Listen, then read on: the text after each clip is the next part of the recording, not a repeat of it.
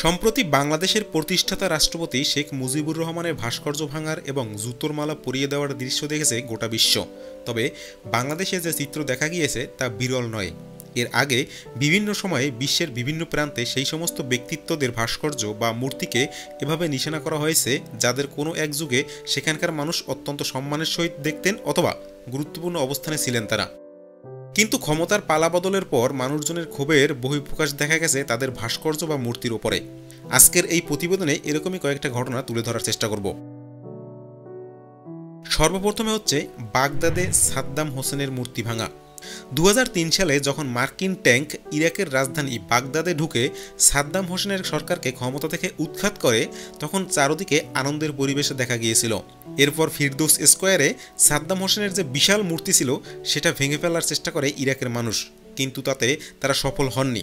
তাদের সাহায্য করতে এগিয়ে আসেন সেখানে উপস্থিত মার্কিন সেনারা। সাদ্দাম হোসেনের 12 মিটার উঁচু এই মূর্তি 2002 সালের এপ্রিল মাসে নির্মাণ করা হয়েছিল।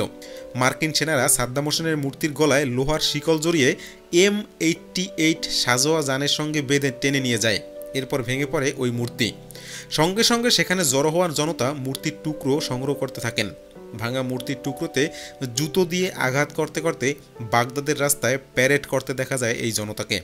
এই দৃশ্য বিশ্বের সব টেলিভিশন চ্যানেলে সরাসরি দেখানো হয়েছিল। সাদ্দাম হোসেনের ক্ষমতার অবসানের প্রতীক হিসেবে মনে করা হয়েছিল এই পুরো বিষয়টাকে। এই ঘটনার সঙ্গে অনেকেই তুলনা করেছিলেন 1956 সালে হাঙ্গেরিতে বিপ্লবের প্রচেষ্টায় যেখানে স্টালিনের একটি মূর্তি ভাঙা হয়েছিল। এরপরে গাদ্দাফির মূর্তি ভাঙা। এই দৃশ্য দেখা গিয়েছিল 2011 সালে লিবিয়ার স্বৈরশাসক মুয়াম্মার গাদ্দাফির বিরুদ্ধে গণ অভ্যুত্থানের সময়। ওই সময় ত্রিপোলির বাব আল আজিজিয়া প্রাঙ্গণে ঢুকে তার মূর্তির মাথা ভেঙে ফেলার পর সেটা পদদলিত করার দৃশ্য ধরা পড়েছিল। সেই বছর 23শে আগস্ট ওই প্রাঙ্গণে মোতায়েনরক্ষীরা বিদ্রোহীদের কাছে আত্মসমর্পণ করে। গাদ্দাফির মৃত্যুর পর এই প্রাঙ্গণকে পর্যটন কেন্দ্রে রূপান্তর করা হয়, যার পর থেকে হাজার হাজার মানুষের সমাবেশ হতে থাকে এই স্থান দেখার জন্য। এরপরে ইউক্রেনে ভুলুণ্ঠিত করা হয় লেনিনের মূর্তি। 2014 সালের 28শে সেপ্টেম্বর ইউক্রেনের খারকিভে প্রায় 5000 বিক্ষোভকারী ভ্লাদিমির লেনিনের একটি মূর্তি হাতুড়ি দিয়ে ভেঙে মাটিতে ফেলে দেয়। এই পুরো কাজ করতে তাদের সময় লেগেছিল প্রায় 4 ঘন্টা। 1963 সালে তৈরি হয়েছিল এই মূর্তি, যার নকশা করেছিলেন আলেকজান্ডার সিডোরেঙ্কো।